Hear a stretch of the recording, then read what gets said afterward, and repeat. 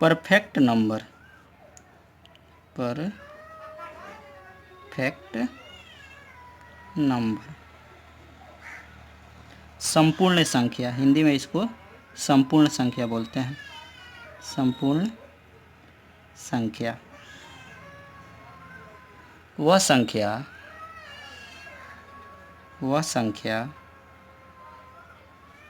जिसके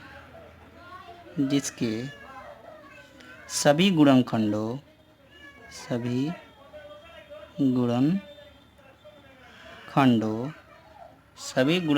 यानी फैक्टरों, सभी फैक्टर का योग उस संख्या का क्या हो, उस संख्या का दो गुना हो।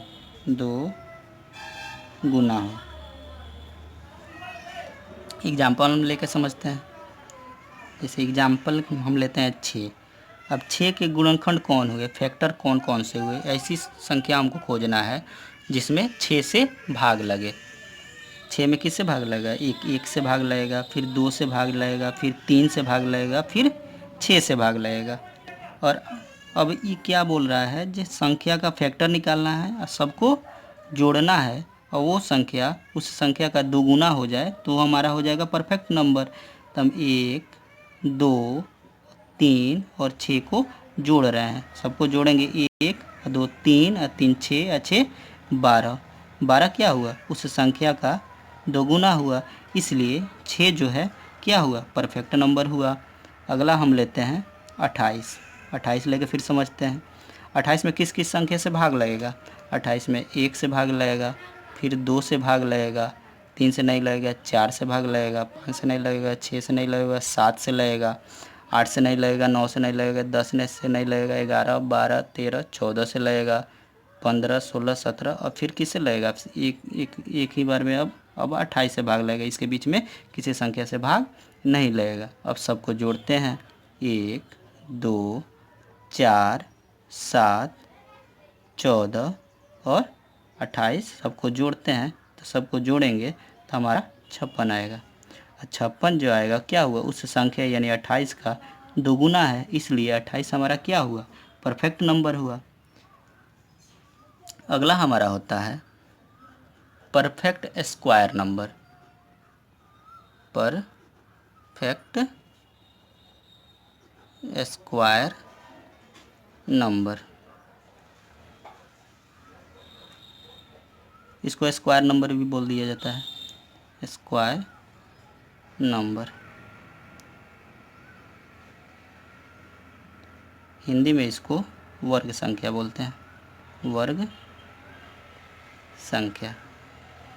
ऐसी संख्या जो क्या हो, ऐसी पूर्णांक संख्या जो n स्क्वायर के फॉर्म का हो, ऐसी पूर्णांक संख्या जो n स्क्वायर के फॉर्म का हो।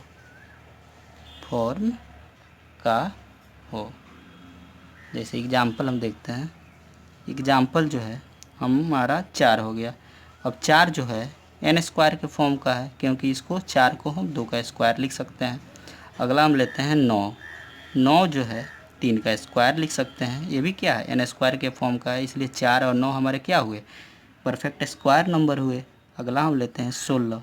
16 हमारा परफेक्ट स्क्वायर नंबर हुआ, क्योंकि इसको 4 के स्क्वायर के रूप में हम लिख सकते हैं। ये सब संख्याएं हमारी perfect square number. Pythagoras triplet,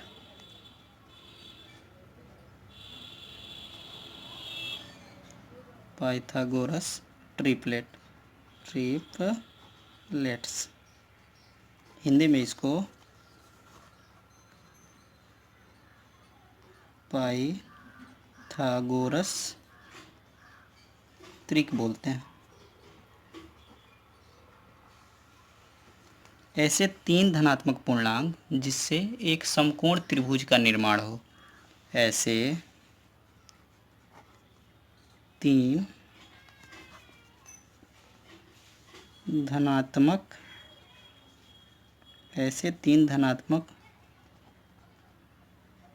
पूर्णांकों का समूह जिससे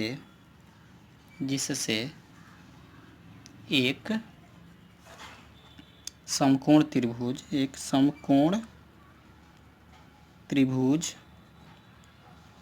त्रिभुज का निर्माण हो। जैसे एग्जाम्पल के तौर पे हम लेते हैं 3, 4 और 5। इसे देखते हैं ये क्या है, तीनों धनात्मक पूर्णांक तो जरूर है। अब आगे देखना है कि इससे समकोण त्रिभुज बनेगा या नहीं। तब समकोण त्रिभुज बनाते हैं। समकोण त्रिभुज का कंडीशन क्या होता है? समकोण त्रिभुज का कंडीशन होता है 3 का स्क्वायर प्लस 4 का स्क्वायर बराबर 5 का स्क्वायर के बराबर होना चाहिए।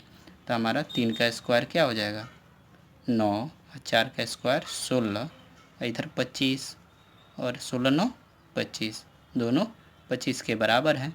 यानी क्या हुआ 3 4 5 हमारे पाइथागोरस ट्रिपलेट हुए, इससे एक समकोण त्रिभुज का निर्माण हो रहा है।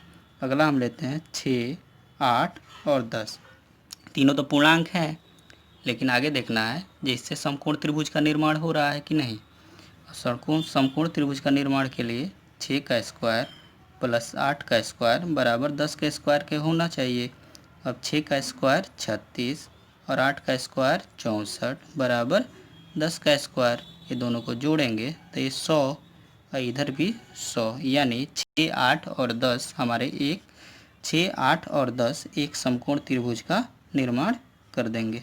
इसलिए 6, 8 और 10 एक पाइथागोरस ट्रिपलेट हुए।